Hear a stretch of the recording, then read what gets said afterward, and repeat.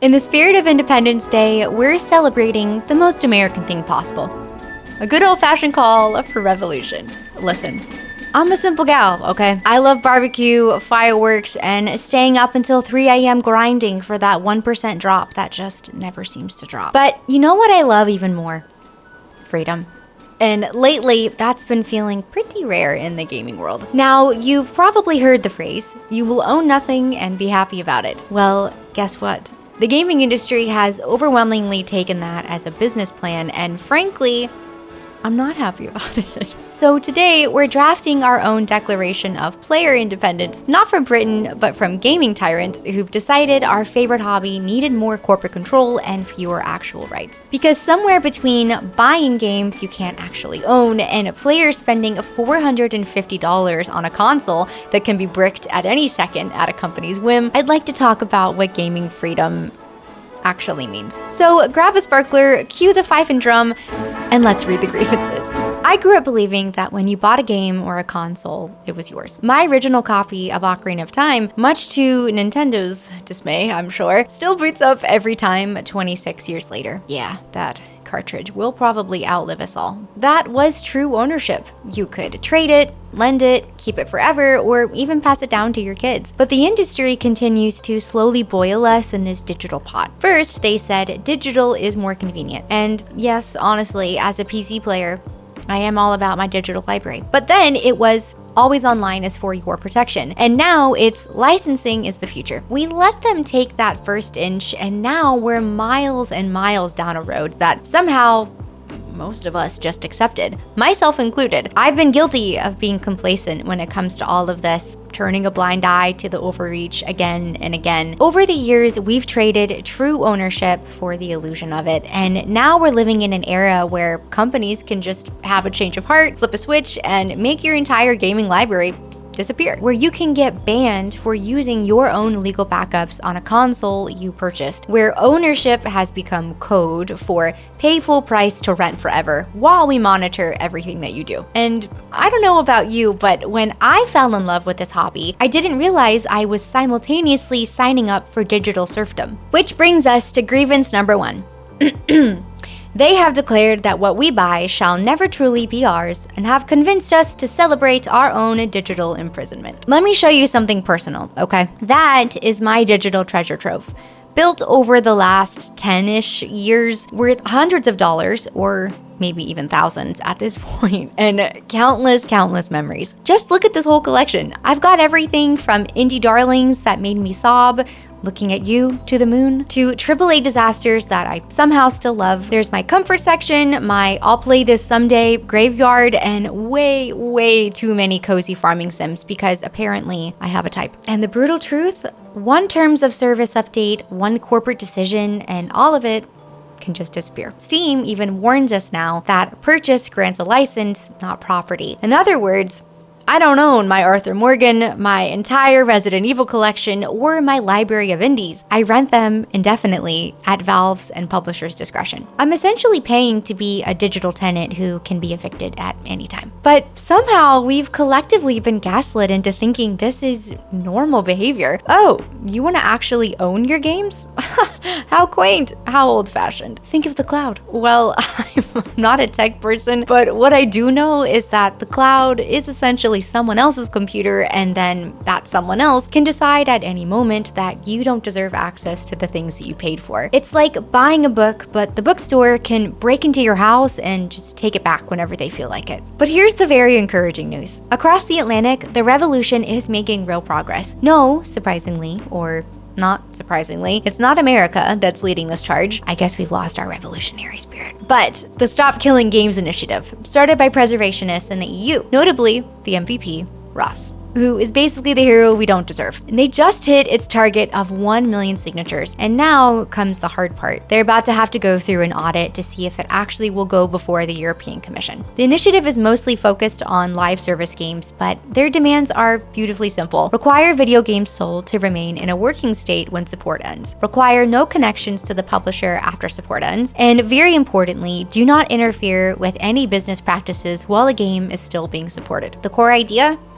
don't destroy what we already paid for when you're done with it. And honestly, we need this law because the body count is only growing at this point. Do you remember when Ubisoft pulled the plug on The Crew in March 2024, making physical discs instantly worthless, no offline mode, it was just totally gone. Nintendo closed down all 3DS and Wii U online services shortly after that, nuking leaderboards and multiplayer for thousands of titles. EA's dodge brawler Knockout City went dark just 2 years after launch, and fans now have to pirate their own servers just to play a single match. And Epic's Wrestling Royale Rumbleverse lasted barely a year before vanishing behind a 404 error. So yes, this initiative asked companies to do something truly radical. Stop actively destroying the products we spend money on, whether it's with an upfront purchase or an in-game purchase. If this initiative passes the audit, there is a chance that the European Commission could actually consider legislation to protect our rights to keep the games that we've purchased. Revolutionary concept, I know, but we can do more than just sign petitions. We can work to support DRM-free platforms like GOG.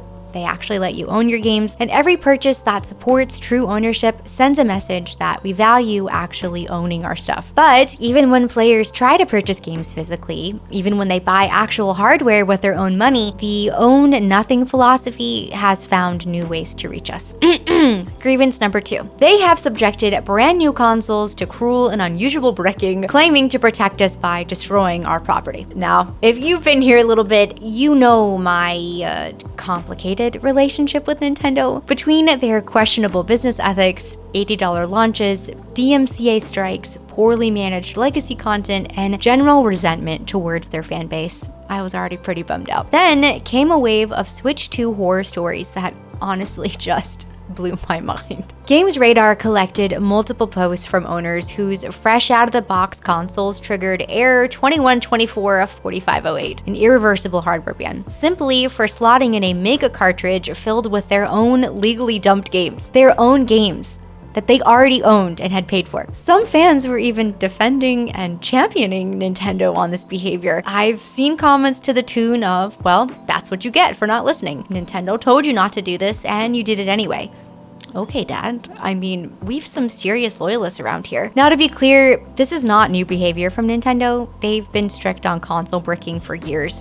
And Sony, might I add. Yes, I'm calling them out too, who can also ban PlayStations from the PlayStation Network for a terms of service strike. But the Nintendo situation has gotten so bad that an entire country has taken notice. That's right.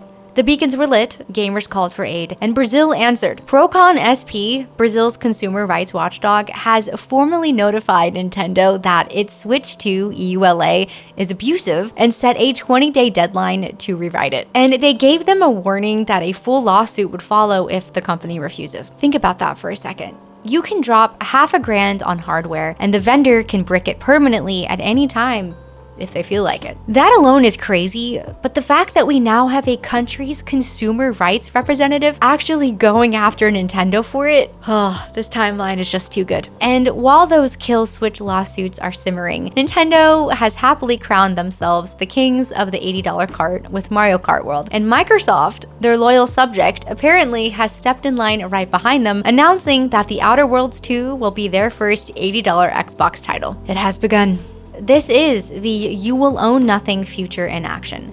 Spend more money, get fewer rights, accept corporate kill switches on your personal property, and somehow still thank them for the privilege. So what can we do about this console tyranny? Support developers and platforms that respect ownership rights, back right to repair movements, and honestly, consider supporting companies that don't treat their customers like potential criminals.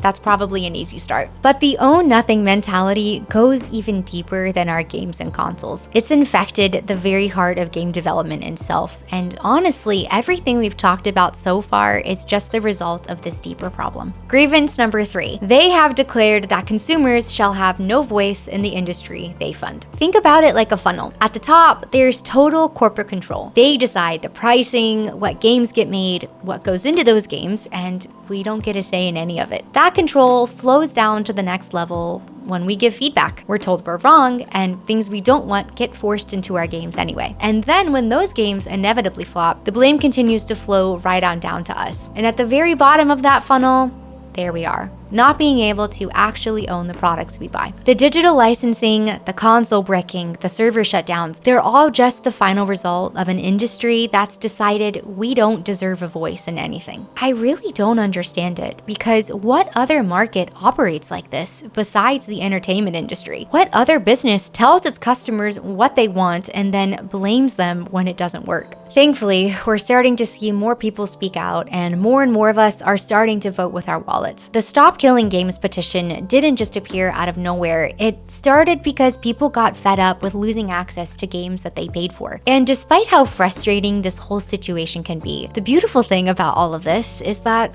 well-crafted games will always find their audience. They always have, they always will, and all of this actually makes that even more likely. And we're seeing more and more gamers that choose to support studios who relinquish some of this control to form trusted relationships with their fans. Despite what the industry at large thinks, we are not powerless here. The choice is ours to make. Gaming freedom can mean different things to different people, but for me, it's knowing that the games you loved, the stories that shaped you, and characters you'll always remember will still be there tomorrow and the day after that. It means that companies listen to their consumers and make games that reflect what we, the players, want and are asking for. This freedom can absolutely exist, but it requires us to reject the own-nothing future that they're trying to sell us. And we shouldn't have to accept a world where that magic is locked away behind licensing, where it can be revoked by corporate whim. Let's fight for an industry where our voice actually matters and makes a difference in the content being produced. My EU and UK friends, if you feel so inclined, I highly recommend checking out the Stop Killing Games initiative. I'll link it for you below. As of this morning, they just hit their 1 million signature goal. And when I last checked, the website was a little bit unstable, but as of now, you should hopefully be able to go show support while it goes through the audit process to reach the European Commission. And again, while this petition heavily focuses on game preservation for online servers, it could go a long way in establishing the basic principle that buying something should mean,